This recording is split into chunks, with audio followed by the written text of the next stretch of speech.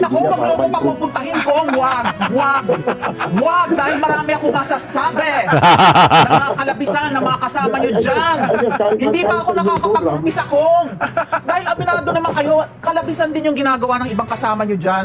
Ulitin mo yung sinabi mo rito. Ulitin mo sa harapan ko. Tignan natin kung ano mangyayari. Ito wag eh. Ayaw magsalita pag nasa labas. Nagtatago doon sa privilege niya. Oh. I challenge him again. Dan, harapan. Sige, sabihin mo sa harap ko yan. Ulitin mo sa harap ko. Huwag yung nagtatago ka dyan, tapang-tapang mo pag nasa... Tunay na balita, walang kinakampiyan, sumasalamin sa katotohanan lamang.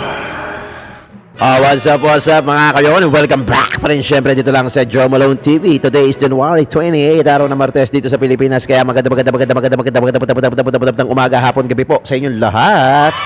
Unang-una, maraming salamat po sa taas sa panibagong buhay at maraming salamat sa mga viewers natin OFW o dito man sa lokal sa Pilipinas dahil sa patuloy na pagtangkilik, pagtambay, pakikinig dito sa mga issue ng bayan na kailangan natin talakayin o pag-usapan. Maraming salamat po sa inyong lahat.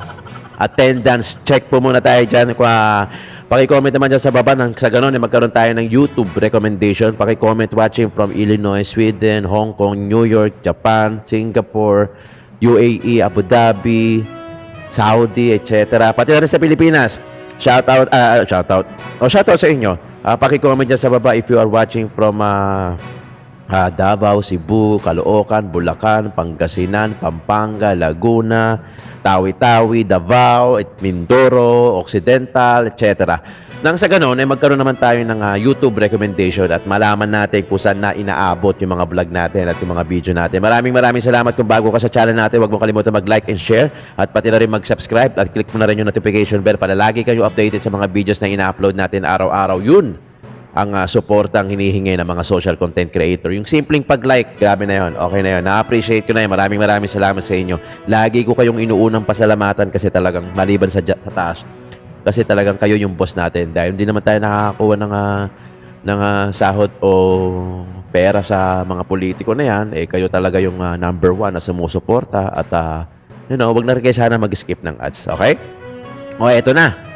Ito yung pag-uusapan natin ngayon. Ali Soto, Congressman Barbers, Attorney Tapacio at Congressman Dan Fernandez kung saan kinasuhan na sa panig nila Cassandra Leong itong si Congressman Dan Fernandez sa Ethics of Committee dahil sa mga pinagsasabi niya.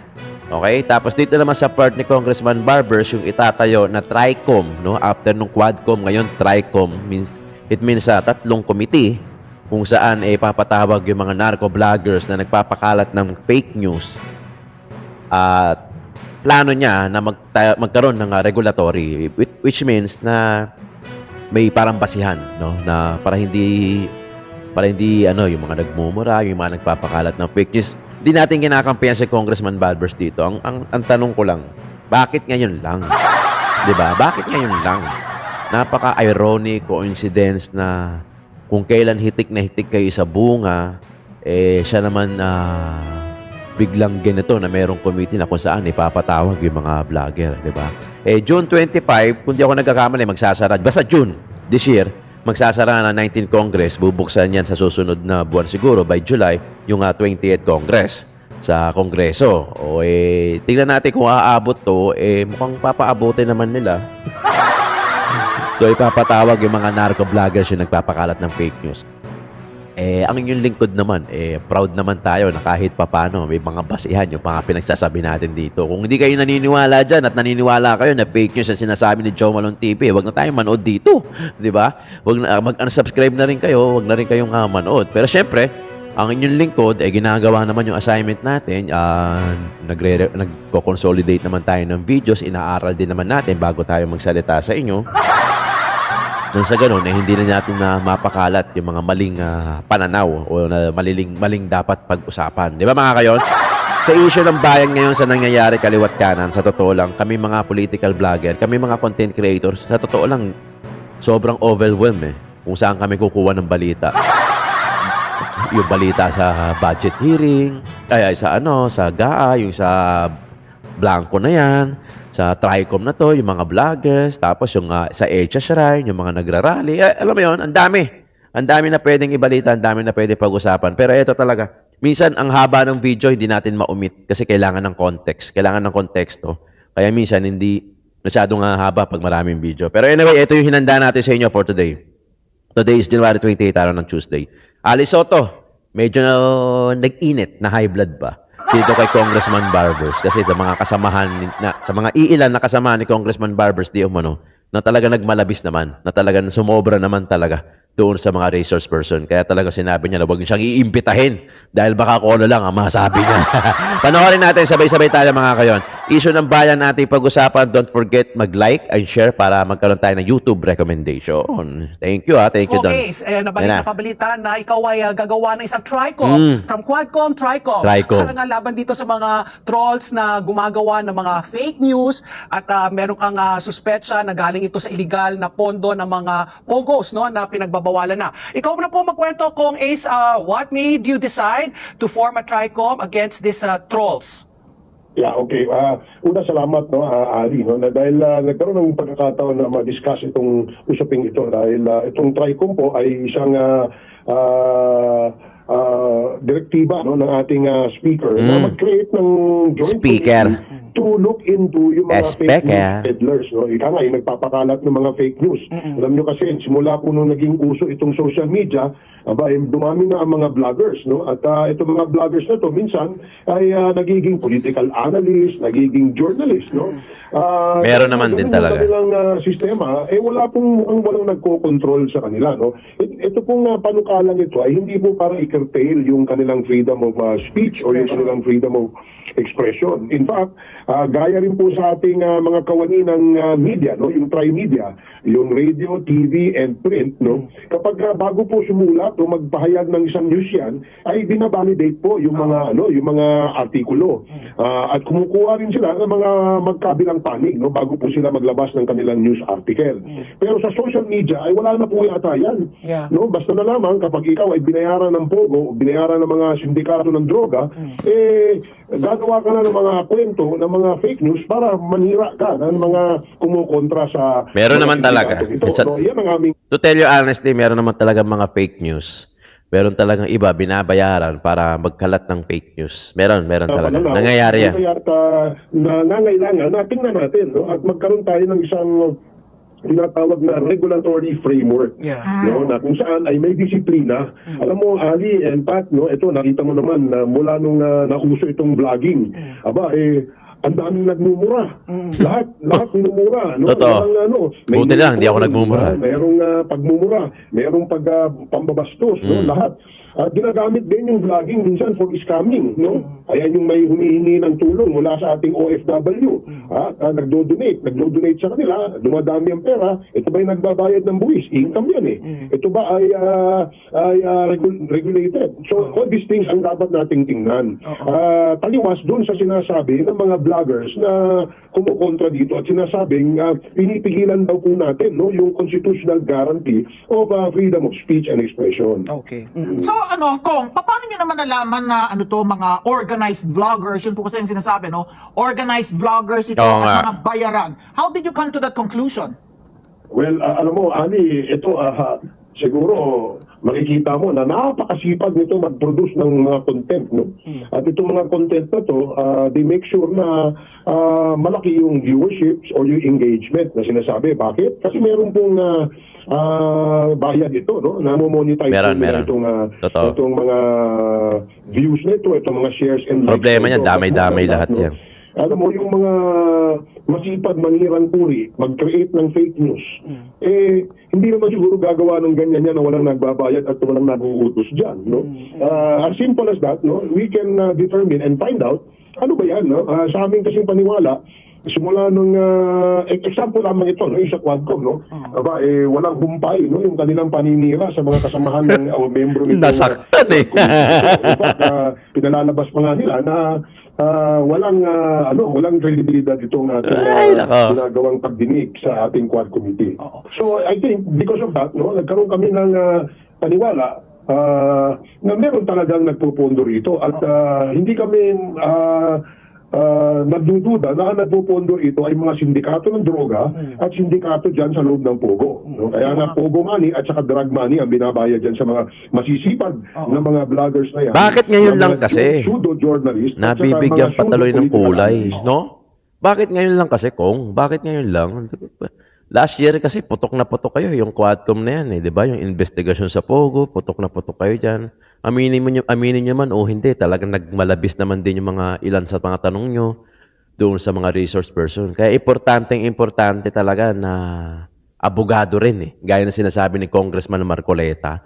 Importante at sana ganun din no na abogado rin o lawyer din yung mga ano talaga yung nasa hearing, yung mga nasa para may alam sa batas, 'di ba? Nang sa ganun, yung the way ka magtanong, maglitis, the way ka magbitaw ng mga tanong mo, eh, align doon sa law. So Kong Ace, this is Pat P. Yung how do you plan to run after them? Kasi mga trolls nga ito eh. So, syempre, they have fictitious names, their IP addresses are going to be difficult to trace. Ano yung ninyo? Ano yung mga Ali, hakbang? no, Pat P? hindi, Oo. ito para maliwanag lang, we are not running after them. Okay. What we simply want to happen ay magkaroon ng isang disiplina o regulatory framework. Gaya ng sa inyo sa media, meron kayong KVP, di ba? Hindi kayo pwede magmura, hindi kayo pwede magpedal ng fake news, otherwise you will be sanctioned by the KVP. Eh siguro sa social media, wala pa pong ganyan siguro. Eh dapat tingnan at baka magpanukala tayo ng mga batas na mag-create ng parang disciplinary board.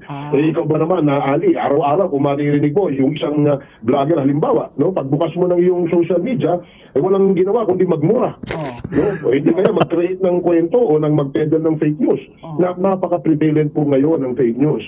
Eh kaya nga, dahil nga ganyan, gusto nating tingnan. Hindi naman natin pinipigilan sila mag-express ng kanilang opinion o mag-criticize sa trabaho ng ating mga mambabatas o hindi kaya ng mga kawani ng gobyerno. Ang ating lamang gusto ay dapat meron po silang mga basihan bago po sila magbigay ng kanilang mga fake news, no. Ibig sabihin, bago ka magpahayag, dapat meron kang basihan.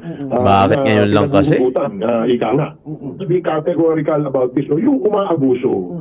Yun ang ibig nating sabihin, no? Yung mga hindi sumusunod sa pamantayan ng responsible journalism o responsible vlogging, yun ang dapat magkaroon ng disiplina, no? At they're bordering on being slanderous or libelous, hindi naman sa nag-aano tayo. Halimbawa, na may decision po ang Korte Suprema tungkol dyan, no?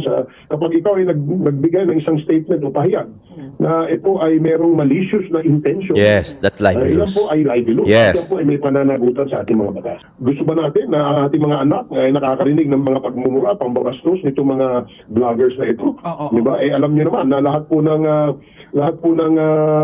mga vloggers mga bata ngayon ay meron pong access, no?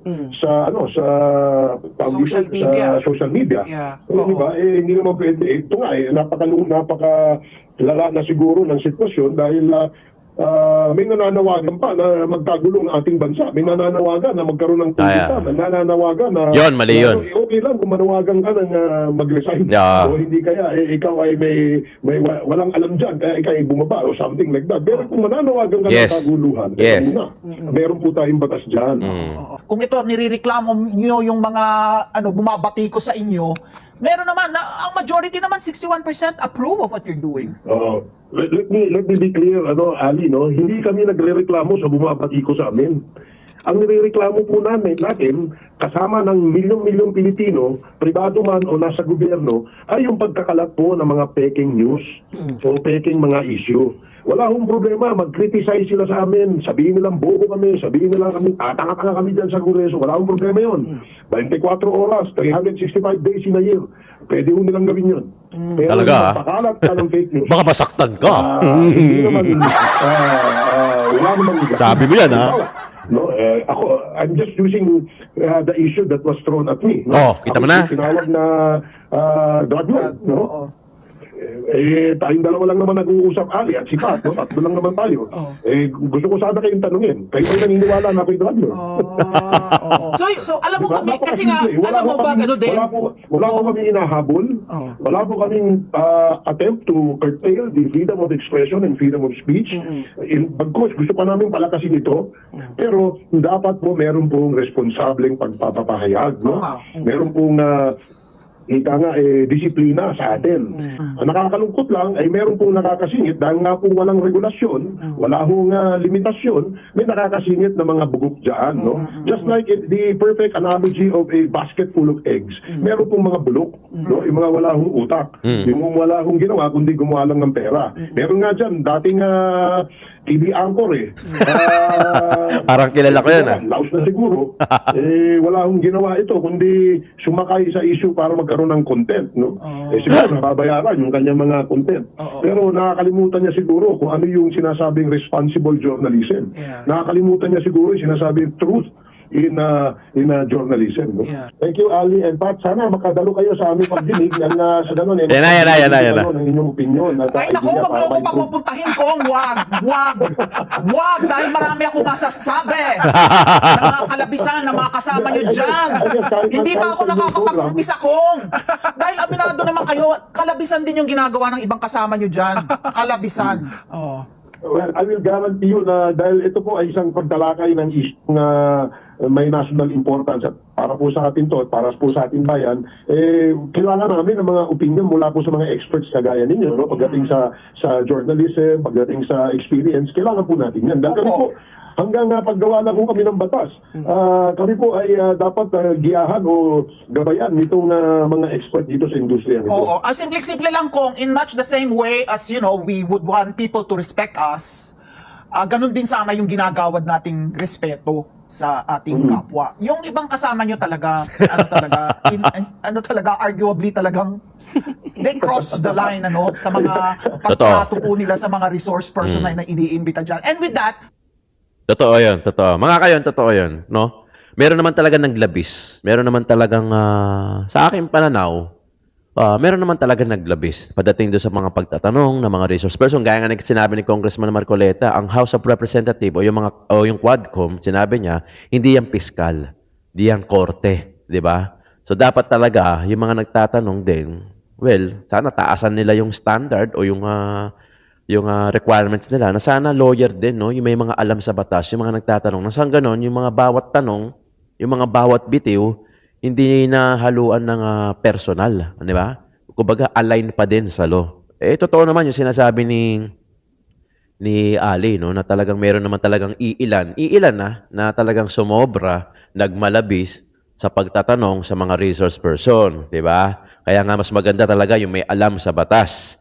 Gaya nila Congressman Dante Marcoleta at ni Attorney Vic Rodriguez. Hindi ko kinakampihan si Congressman Barbers, pero wala akong pakialam sa kanya at unang-una, ayoko din sa kanya. Di ba? Meron lang talaga mga fake news na talagang, meron talaga mga fake account na nagpapakalat ng fake news at talagang mga binabayaran sila. Kumbaga nakikita namin yan kasi mga social media, parehas na kami mga social media content creator. Parehas din kami siguro mga yung iba, political vlogger din. Yung mga iba talaga nababayaran at nagpapakalat ng fake news, picture man o video man. 'Di ba? O mga caption man. O ang gusto ni Congressman Barbers ay magkaroon ng regulation. Kumbaga parang merong pamantayan gaya ng media na meron silang KBP, yung kapinsanan ng broadcaster sa Pilipinas. Sa social media, mga content creator, wala naman. Ang problema lang, nadadama yung iba. Saka ang problema dyan, bakit ngayon lang? Kung kailang hitik na hitik kayo sa bunga, di ba? Bigla niyong papansinin yung mga, meron, hindi naman natin dinay-deny. Ang inyong likod, hindi naman dinay-deny. Sabi ko nga sa inyo, kung ako nagpapakalat ng fake news, huwag niyo na ako panooran. Di ba? Importante, alam nyo, yung pinapanooran yung vlogger o yung political vlogger o kahit content creator man o mga social media influencer, dapat kilala nyo din. Nasubaybayan nyo din. At alam nyo din na meron kayong take away, hindi yung kwento-kwento lang tapos wala naman, di ba? Diba? So dapat meron din. Kung ako yung lingkod, kung wala namang sense yung pinagsasabi natin dito, bakit pa kayo nanonood, di ba? Ang akin, alam ko naman sa sarili ko, kumpiyansa naman ako at confident ako na talagang yung mga sinasabi ko rin dito based on research din, na mga consolidated videos at nagbibigay lang naman tayo ng reaction kasi gusto natin maging aware yung mga Pilipino, di ba? Dahil marami naman tayo di ba? Kayo nanonood sa akin, aware naman kayo sa politika dito sa Pilipinas. Pero mas marami pa silang walang pakialam at walang awareness. Hindi pa nila alam na ganito na pala kagrabe yung nangyayari sa Pilipinas. Dapat kasi may pakialam tayo kasi pera natin yan. 'Di ba? Andi dito tayo sa Pilipinas, gobyerno natin yan. Tayo rin yung magbe-beneficiary, tayo rin yung beneficiary. Tayo rin yung makakaranas ng sakripisyo pagka bumaksak din yung gobyerno. 'Di ba? Tayo rin. Damay-damay na to, kumbaga, domino effect. Ngayon, yung sa mga vlogger naman, meron naman talagang mga bulok. 'Di ba?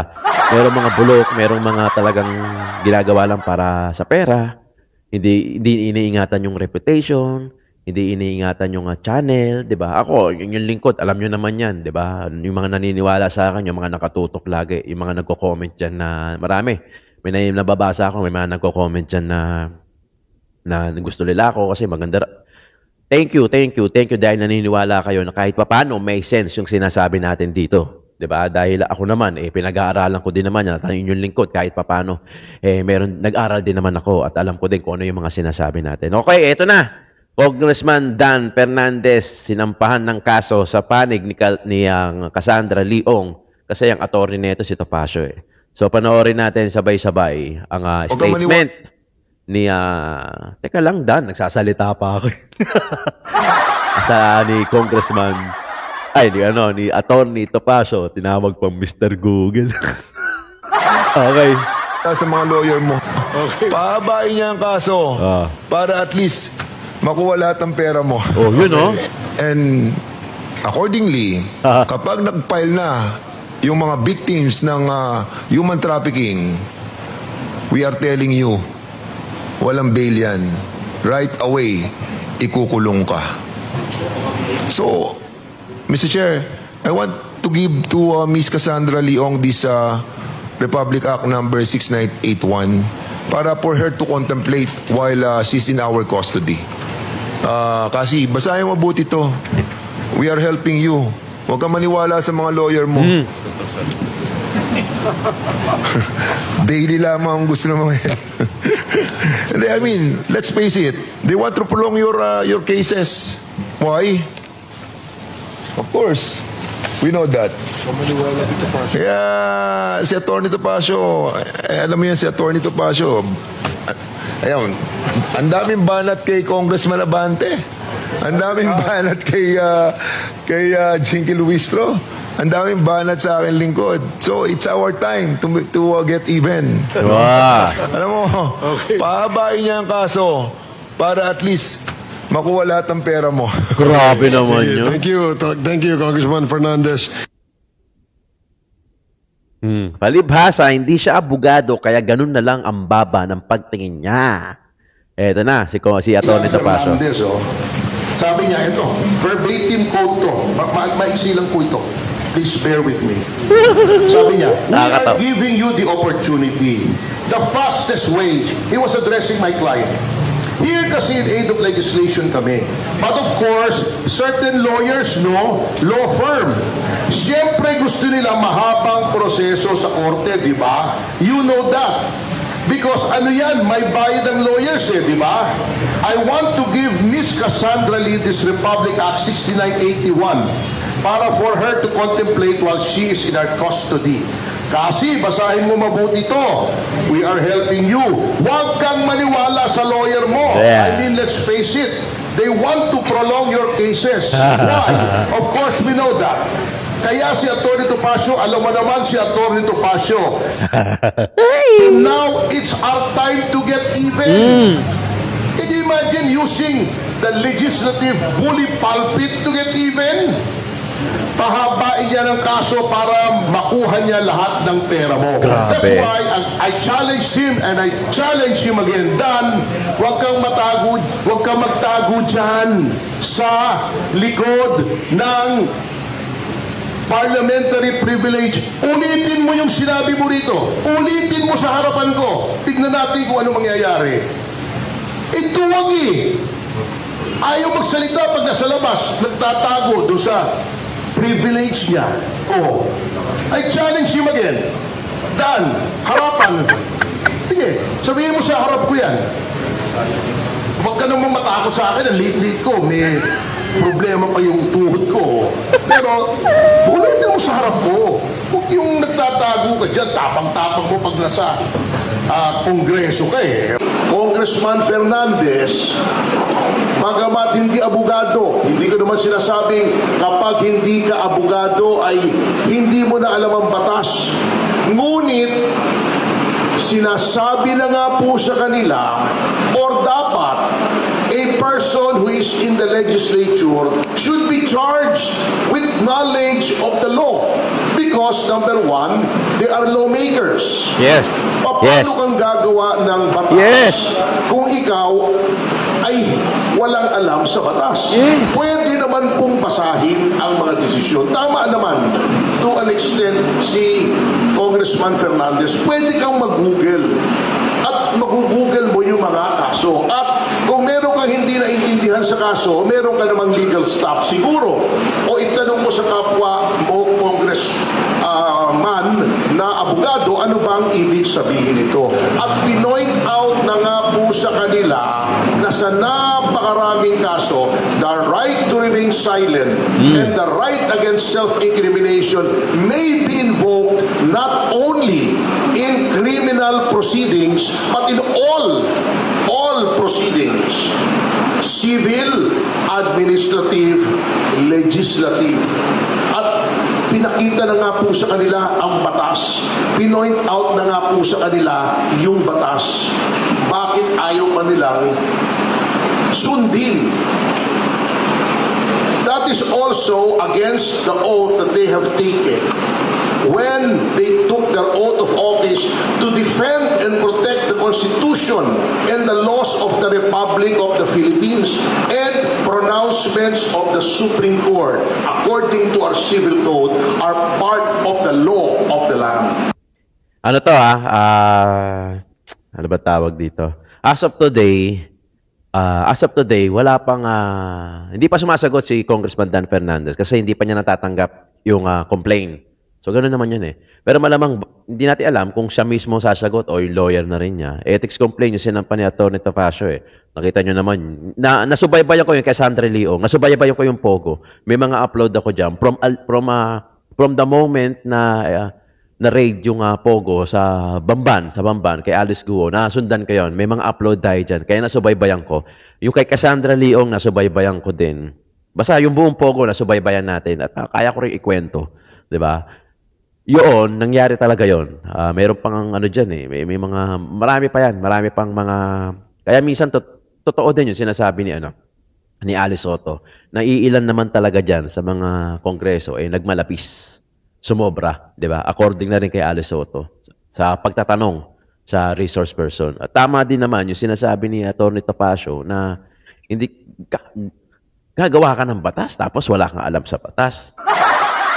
Di ba? O, pwede mo naman basahin. Siguro naman, syempre, may mga legal staff ka naman dyan na attorney din, di ba? Pero sana, yung mga gumagawa ng batas, talagang yung mga lawmaker, talagang mga di ba? Basic eh. Di ba? Parang lawyer din sana. Nang sa ganun, align, di ba? Pati yung pagtatanong, yung pagbibitaw ng salita, dapat careful ka, di ba? Kasi syempre, pwede kang makasuhan, di ba? Yun, totoo. Yun mga nangyayari, mga realidad. As of today, wala pa. Hindi pa nagsasalita si Congressman Dan Fernandez kasi hindi pa niya natatanggap. So, ito yung sinampa na kaso. Bili mo, ganun katagal, no? Ngayon lang ngayon lang sinampahan si Congressman Dan Fernandez. Ang tagal na nung kay Cassandra Leong, di ba? Ang problema, matatapos na yung ka-19 Congress sa June. We don't know kung sino pa rin yung magiging lineup sa Kongreso sa 28th dahil karamihan dyan, re-electionist. Alam na natin yun, di ba?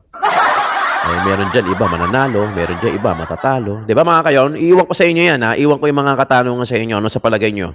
Talaga bang, ano sa palagay nyo doon sa mga fake news na mga vloggers? At ano sa palagay nyo? Na sumobra ba talaga si Dan Fernandez doon sa mga tanong niya? Sa mga resource person? Gaya ng sinasabi nila Atty. Topacio? O nagmalabis? Kasi sinampahan ng ethics complaint eh. Kung talagang totoo bang minsan nagmamalabis din sila sa tanong o hindi. Paki-comment naman dyan sa baba, mga kayon. Maraming salamat sa pagtambay, pagkikinig, at pag umabot ka dito sa dulo ng video, isang like naman dyan sa video natin. Maraming salamat sa pagtutok. Paki-comment naman dyan, #JoeMaloneTV. Maraming salamat, issue ng bayan, ating pag-usapan.